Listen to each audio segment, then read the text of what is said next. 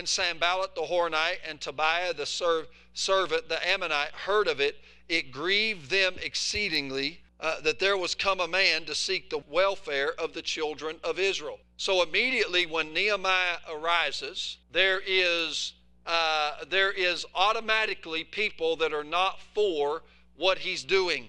And if you remember in that devotion, you may not, but I challenge you to go back and find that, or I'll give you enough of it right here that it won't matter.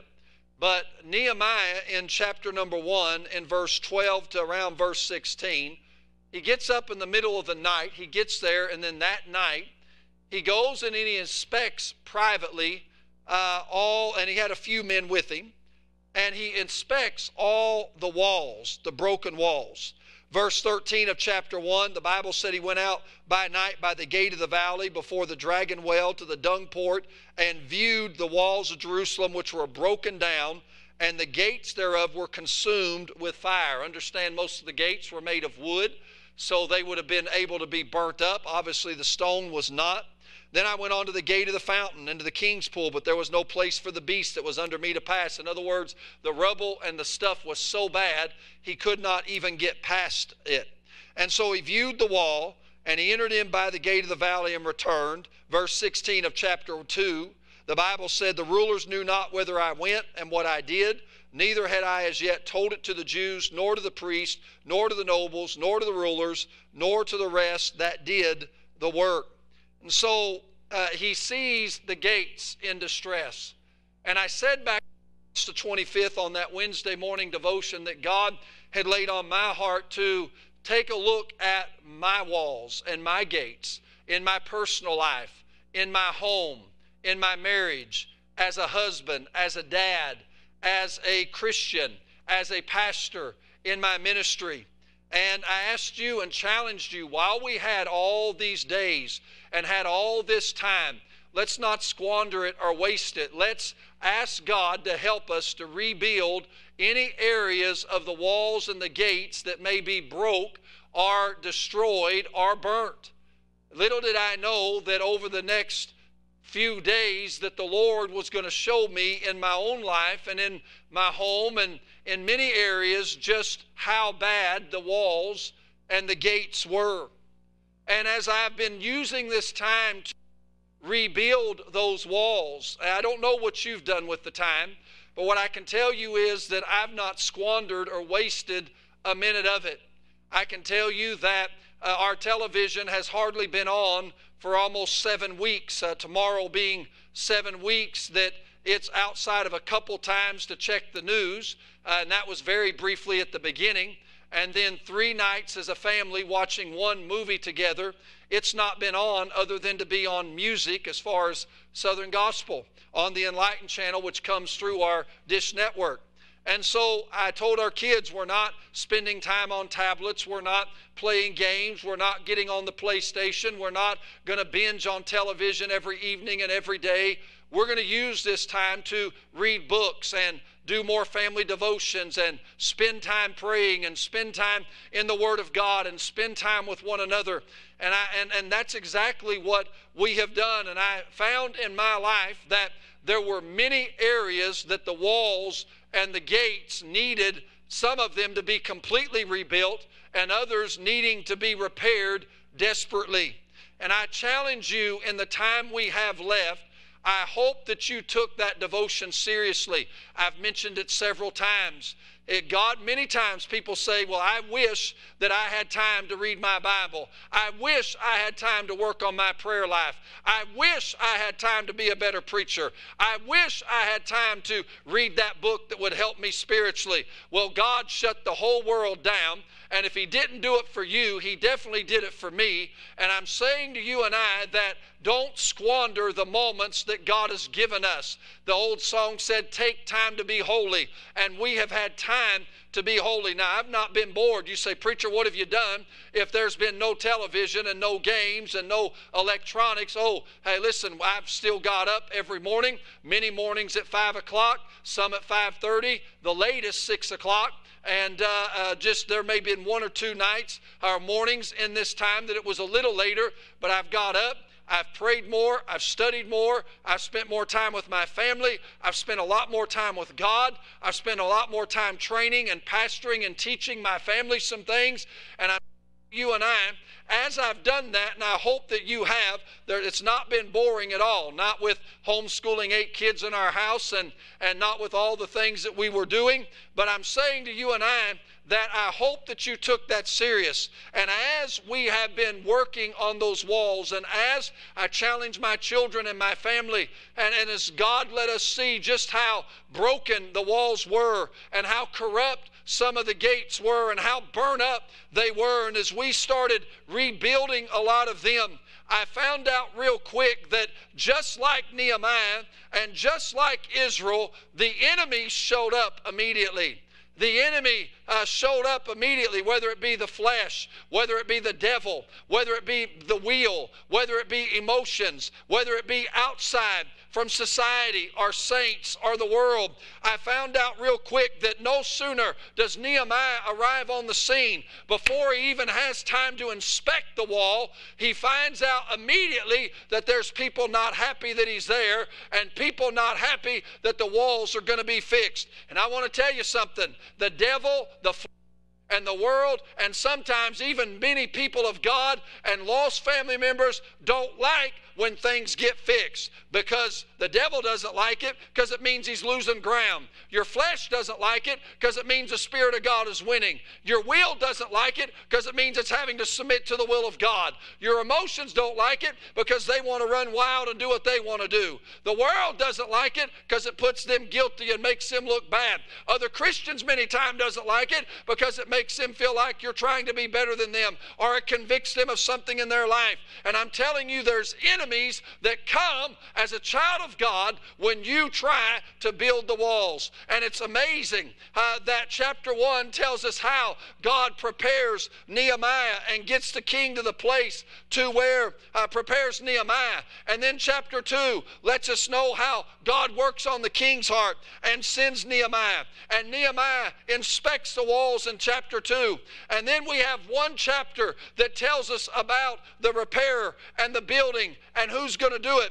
And that's chapter 3. But chapter 4 and chapter 5 and chapter 6 till you get to verse 15, the most of this story is not about Nehemiah's burden. He wasn't dumb. He knew some things needed to be fixed. He didn't know how bad they were until he got to inspecting them. He didn't realize how bad it had got till he got to looking at the whole wall. And then God works it out for him to have the time and the energy and the wisdom and the knowledge to fix the wall. In chapter 3, we find out about all those that's going to do the work. But then chapter 4, 5, and a lot of the first 14 verses of chapter 6 is nothing but enemy after enemy after enemy after enemy that comes to try to destroy the work that's being done. I'm reminded of 1 Peter chapter 5. You better listen to me, Christian. God has given me many victories in this almost 7 weeks of since God gave me this devotion, or I guess 7 weeks today since God gave me this devotion. But can I tell you what I've noticed? I've noticed that for every victory, for every struggle, for every win, for every success, for every inch of ground gained, there has been an enemy that's come to try to swallow that up and take it away and destroy what God has done. Try to run us backwards. And you need to understand that when you try to walk with God, I've had people say, preacher, I try to do right. I try to walk with God. I'm trying to live for God. And it seems like the harder that I try to live for God, the harder it gets. Can I tell you, that means you're doing something right. If you can serve God and there's no resistance, if you can serve God and there's no battle, if you can serve God and no enemies are coming at you, you better listen to me, friend. You're deceived into thinking you're doing a whole lot. The enemy only bothers those that are gaining ground. The enemy only bothers those that are attacking him. The enemy only bothers those that are causing him angst and nervousness. And I'm telling you, we've got many Christians that are sitting in a bed of ease. They're not facing the devil. They're not facing the world. They're not facing their flesh. They're giving into it. They're doing what they want, how they want, when they want, where they want. But I'm telling you that if you're going to live for God and you're going to live the Spirit-filled life and you're going to walk in the Spirit, you better understand that the devil is not going to like it. And I'm telling you something this evening. Hey, listen, the Bible said in 1 Peter chapter number 5, we need to be sober and be vigilant, because our adversary, the devil, as a roaring lion, walketh about, seeking whom he may devour, whom resist steadfast in the faith. You can't resist him in the flesh. You'll never resist him with your feelings. You'll never resist him with the love for your family. You have to resist him in the faith. You have to resist him with the Word of God. You have to resist him with truth and doing it God's way and not your way. And I'm telling you, most Christians are falling into sin and living carnal lives and living unspiritual lives. Hey, look at me. You don't fix a broke wall by putting a Band-Aid on it. You don't fix a gate by putting a few popsicle sticks, gluing them together, and running one across the middle and expecting it to do nothing. I'm telling you, building walls is work, and rebuilding gates is work, and it requires sleepless nights, and it requires prayer, and it requires planning, and it requires sacrifice. It requires you to make it first. And I'm telling you, most Christians, most homes, most ministries will never be what they're supposed to be, because most people are not going to stop everything and take the time to put into it what needs to be put into it. And if all you've done in your wall building is throw a few boards to hold it together, if all you've done is mix a little plaster and fill in the cracks, I'm going to tell you what's going to happen. Life's going to get going again, and your wall's going to get destroyed again, except this time it may be a whole lot worse, and there may be some junk come in that you wished unto God had never come in. I'm saying to you and I, there's enemies to building the wall. Do you understand my parallel? Do you understand my symbolism? Building the wall, building the gate, that was for protection. The wall is what protected the city of Jerusalem. The wall is what kept the enemy out. The wall is what provided. The wall is what kept everyone safe on the inside. The wall has kept everything on the outside that wanted in from coming in. And I'm telling you, all it takes is one breach in the wall. All it takes is for one weak gate. All it takes is for one burned gate, for the enemy to come in and rob and steal and kill that which is precious in your life. And don't you think for a moment the devil don't want to do it. Well, preacher, I'm a nobody and I'm a nothing. He wouldn't want me. He wants everybody. He wants to send every lost person to hell, and he wants to destroy every saved person's life.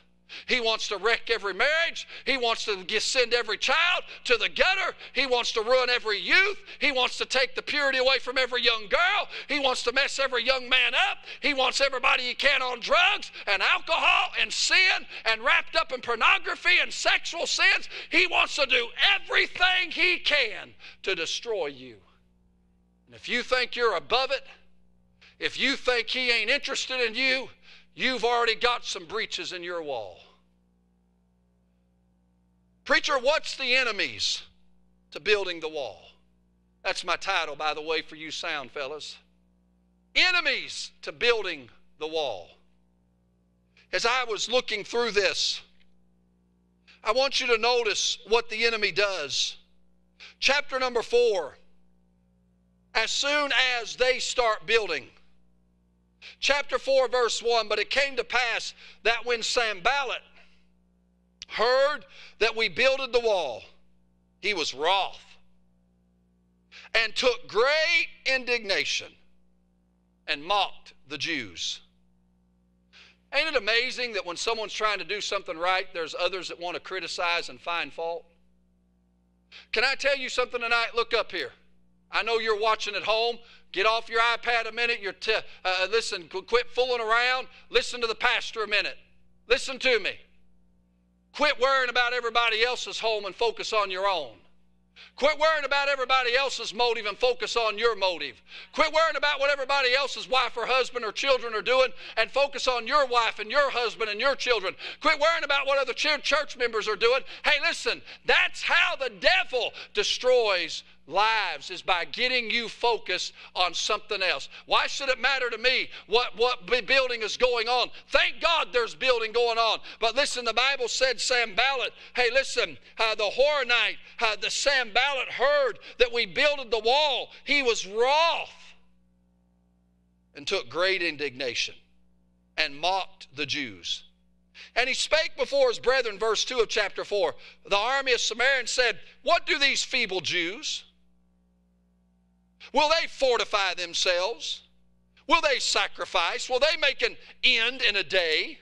Will they revive the stones out of the heaps of the rubbish which are burned?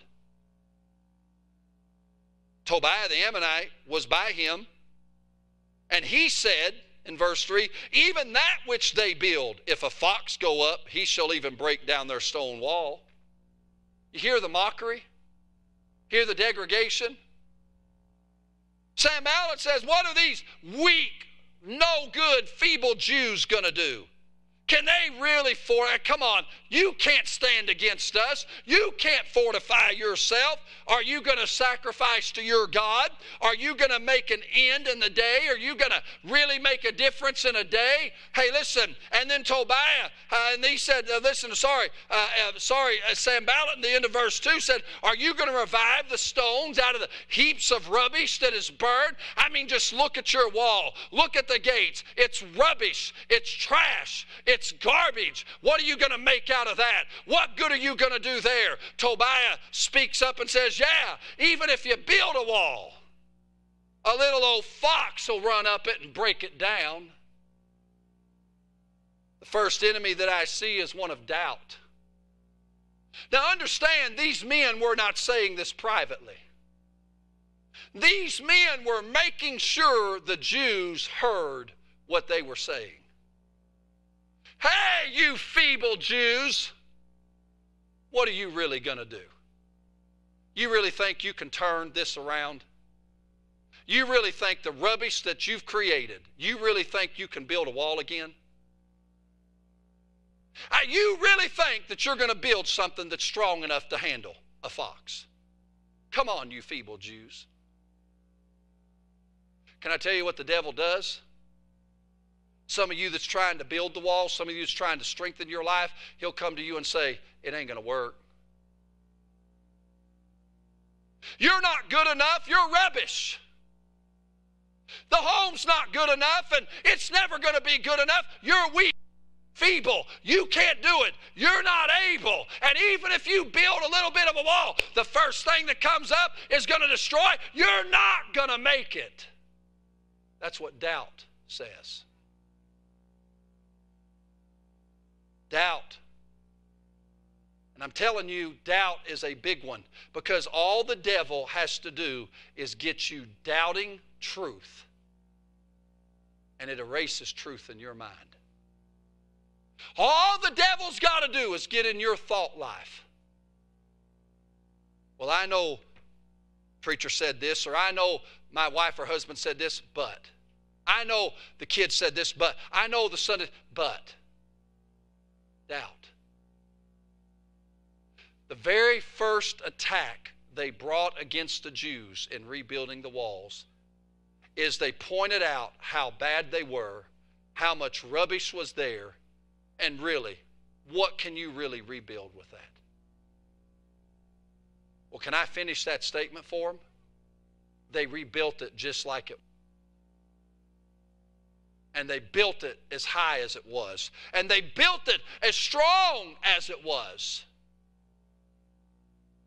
Preacher, I thought that they were feeble. Oh, that's what the enemy said. But see, building the wall has never been determined by the strength of those Jews or by the strength of a Christian. It's determined by the strength of God.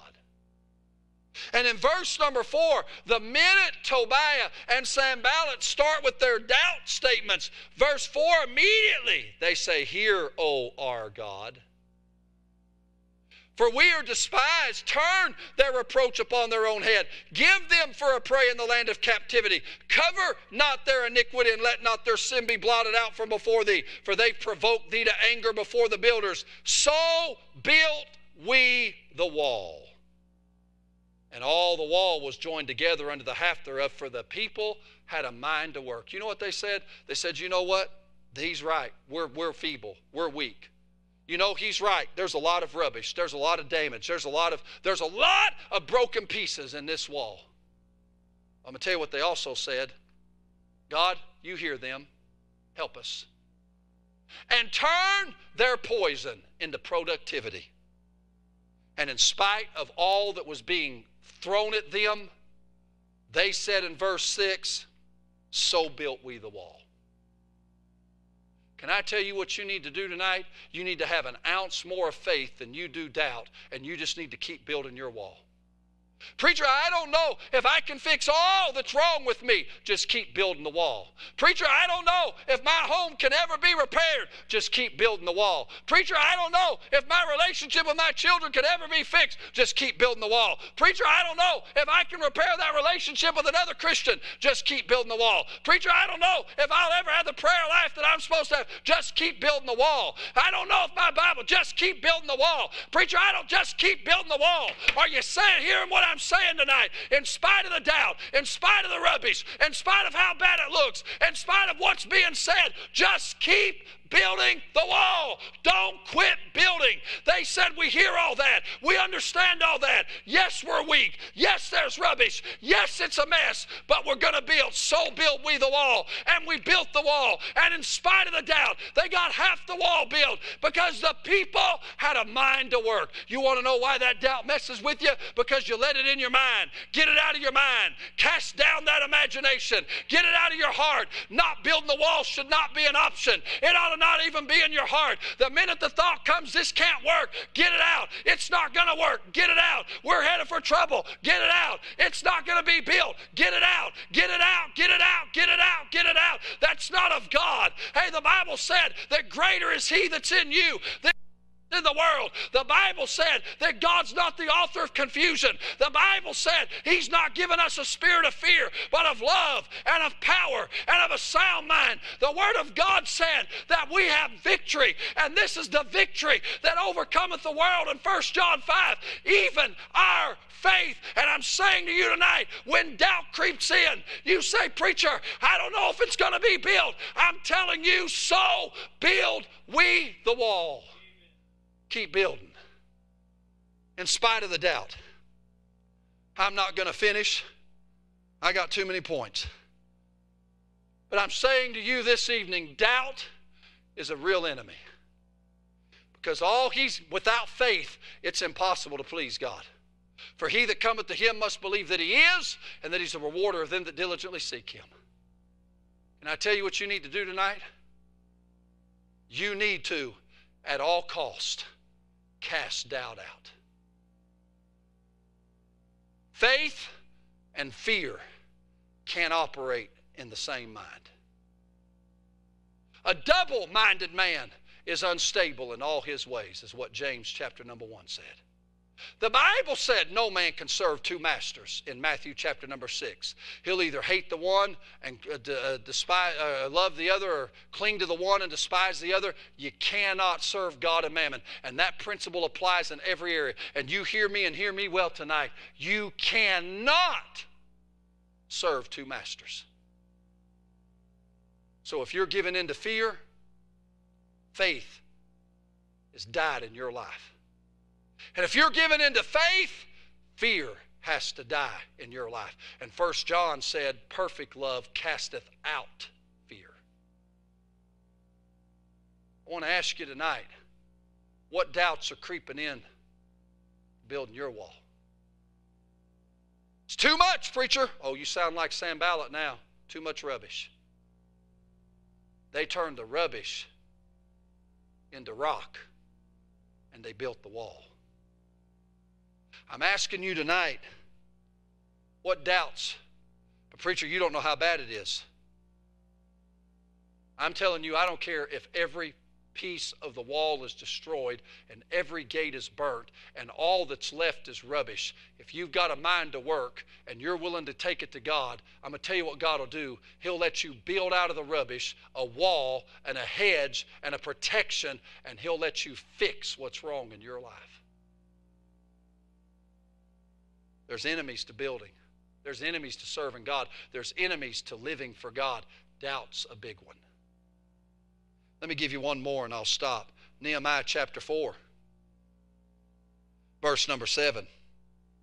It came to pass that when Sanballat and Tobiah and the Arabians and the Ammonites and the Ashdodites, now we've got others joining them, heard that the walls of Jerusalem were made up and that the breaches began to be stopped, that they were very wroth, and conspired all of them together to come and fight against Jerusalem and to hinder it. Nevertheless, we made our prayer unto our God. Notice they went right back to God and set a watch against them day and night because of them. Listen to me.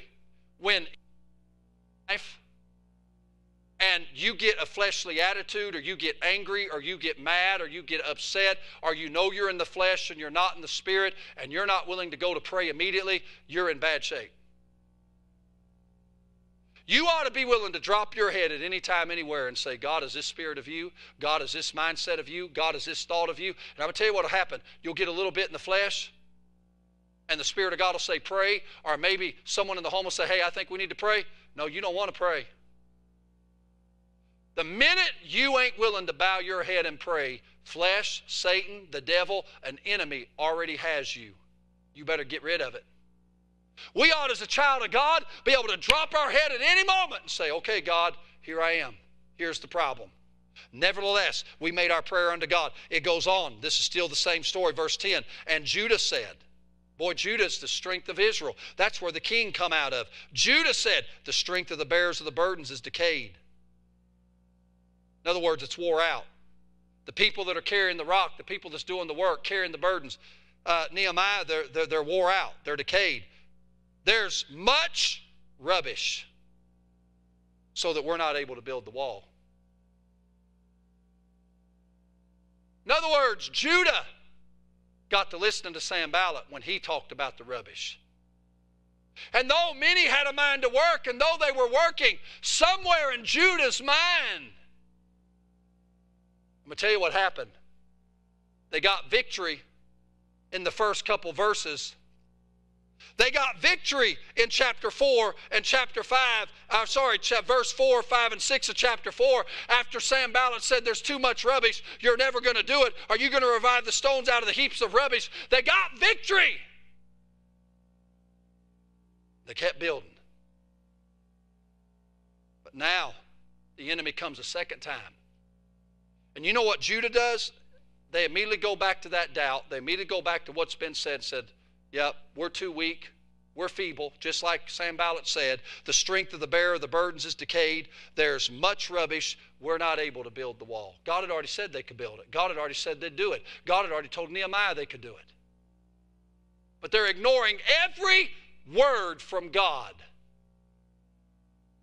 We can't do it. You know what I see?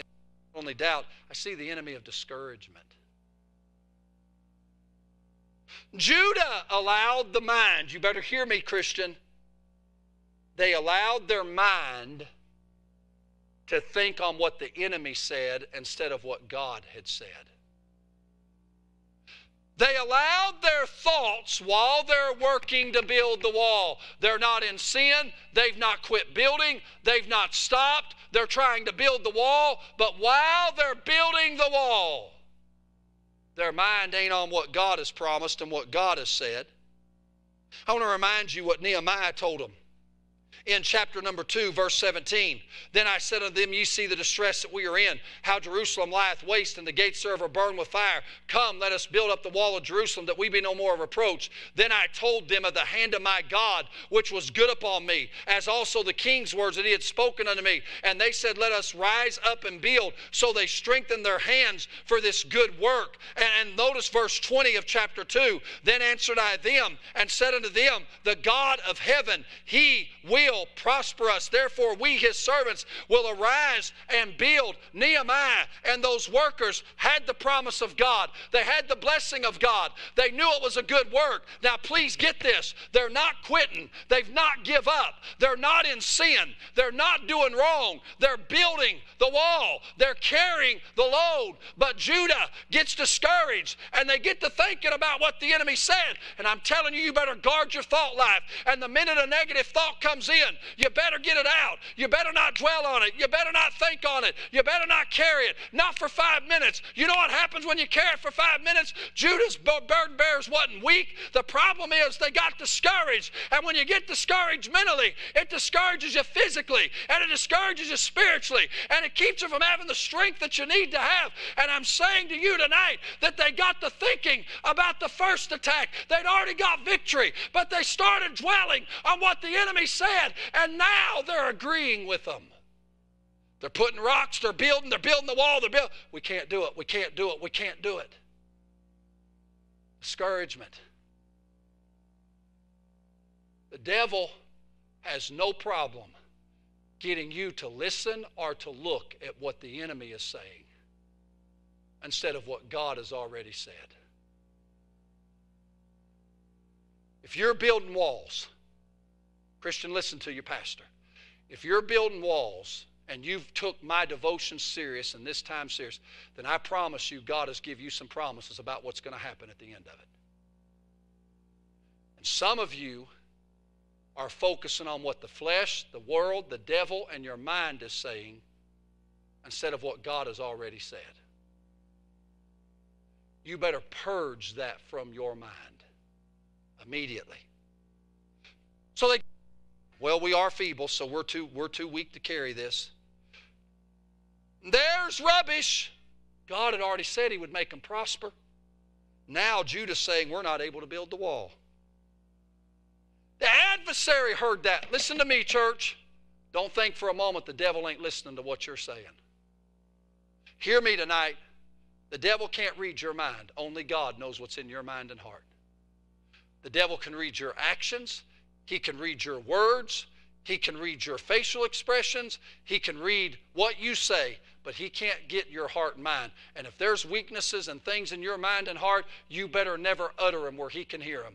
They utter this out loud. They make this known. Verse 11, our adversary said, they shall not know, neither see, till we come in the midst among them and slay them and cause the work to cease. And it came to pass that when the Jews which dwelt by them came, they said unto us 10 times, from all places whence ye shall return unto us, they will be upon you. In other words, the enemy said, we don't care where you go, we don't care how much you try to build, we're going to come in because you are weak. And there is rubbish. We're going to come in and we're going to destroy you. Some of you right now have quit building. Some of you right now have give up on your wall. Some of you right now have quit the gate building. Because the enemy has told you it can't be done. I'm coming after you. Can I tell you something? God had already told him you're going to prosper. And if you've took what I've said serious over these weeks, God's promised some of you, you're going to prosper. You're going to come out of this better than you went in it. But you got to deal with the enemies. I'm tired. If I'm going to have to fight the devil, if I'm going to have to battle, I'm tired of the devil being able to send not even a private, a stinking little imp from basic training that don't even know up from down and mess with me. I told my wife today, I want to be the kind of Christian the devil knows might as well not send a little old basic training imp and better not send a private. If you're going after him, you better send the big boy because that's the only chance you got. You say, preacher, that's confidence in you. No, no, no. I want to walk with God enough that I can see it coming and say, God, because the Bible said, greater is he that's in me. The devil may send a general at me, but I've got a 5-star general that's over everything else named Jesus Christ that said he'll fight every one of my battles. And I will remind you that the battle is not against flesh and blood. It's against principalities. It's against powers. It's against rulers in high places. It's against spiritual wickedness. It is a spiritual battle. And child of God, you better wake up and realize that that's what's going on. And I'm telling you, the enemy come after them by discouraging them. So what'd he do? Verse 13, Nehemiah said, okay, in the lower places behind the wall and on the higher places I set people after their families with their swords, their spears, and their bows. Notice after their families. I looked and rose up and said unto the nobles, to the rulers, to the rest of the people, be not ye afraid of them. Why? Because we're such a big, important people. Remember the Lord. Remember the Lord. Remember the Lord, which is great and terrible. That word terrible there doesn't mean the way we use it awful. It means majestic. Nehemiah said, here's how you don't get discouraged. Here's how you handle everything they're saying. Here's how you handle the enemy. Here's what you do. Hey, you just remember the Lord. Don't be afraid of him. Remember the Lord, which is great and terrible, and fight for your brethren. Fight for your son. Fight for your daughters. Fight for your wives. Fight for your houses. Hear me and hear me well. If you think you're going to gain ground, if you think you're going to have a Christian home, if you think you're going to have a Christian marriage, if you think your kids are going to turn out right, if you think this church is going to make it, if you think you're going to make it in ministry and you're not willing to fight, I'm telling you now you're going to lose every time. But I got news for the devil, the flesh, and the world. My family's worth fighting for. My marriage is worth fighting for. My children's worth fighting for. This church is worth fighting for. My Christian walk's worth fighting for. My Bible life's worth fighting for. My prayer life's worth fighting for. And some of you need to get some grit and get some God and get some goal in you and determine by the grace of God, I'm building the wall. Come hell or high water. I'm not quitting. I'm not giving up. I'm not getting discouraged. I'm not throwing in the towel. I'm going to fight. If it means staying up all night, if it means keeping my family close, if it means grabbing a sword, grabbing a shovel, grabbing a spear, whatever it means, you may come into me, but you're going to fight me. That's what Nehemiah said we're going to do. How hard are you fighting? Oh, I hope my kids turn out right. No, it's going to be a battle if they turn out right. Amen. I'd like to preach for an hour. Watch what happens in verse 15. And it came to pass where our enemies heard that it was known unto us, and God had brought their counsel to naught, we returned all of us to the wall, every one unto his work. Nehemiah said, we stopped long enough to grab our weapons and let them sorry suckers know, you may come after us, but we ain't quitting. We ain't running. We're not running. We're fighting tooth and nail. We're going to build these walls. We're going to build them right. The gates, and you ain't coming, and if you come, we're going to fight you. And when the enemy heard it, they backed off. And Nehemiah said, we went back to building. In verse 16, it came to pass from that time forth, Nehemiah wasn't ignorant. He knew they'd not quit. He knew they were coming back. So here's what he did. Half of my servants wrought in the work, the other half of them held both the spears, shields, bows, and habergeons. And the rulers were behind all the house of Judah. They which build it on the wall, and they that bear burdens, with those that laid it, every one with one of his hands wrought in the work, and the other hand held a weapon. They had a spade, putting the mud on and the plaster on the wall, and they had a sword in the other hand. And can I tell you, that's how you're going to have to build. You're going to have to be building, and you're going to have the weapons ready when the enemy comes. Amen. The Bible said in verse 20, in what place therefore you hear the sound of the trumpet? They put builders, and everyone had a sword, and he that sounded the trumpet. So they were so spread out. Nehemiah said, we're going to put trumpets at every section, and if the enemy comes, you blow the trumpet, and we're all going to come running. And notice what he said in verse 20, in what place therefore you hear the sound of the trumpet? Resort ye thither unto us. Boy, preacher, they were really trusting in their swordsmanship and their skill and their fighting ability. Oh, no. Watch what he said in verse 20. Our God shall fight for us. So what'd they do? Verse 21, so we labored in the work. Half of them held the spears from the rising of the morning till the stars appeared. I'm saying to you and I, let me finish reading verse 22. Likewise, at that same time said I unto the people, let every one with the servant lodge within Jerusalem, that in the night they may be a guard thus and labor in the day. So neither I, nor my brethren, nor my servants, nor the men of the guard which followed me, none of us put off our clothes, saving that every one put them off for washing. In other words, Nehemiah said, until the walls are built, until the work's done, until I know the breaches are secure, till I know the gates are solid, till I know the walls are what they need to be, we ain't resting.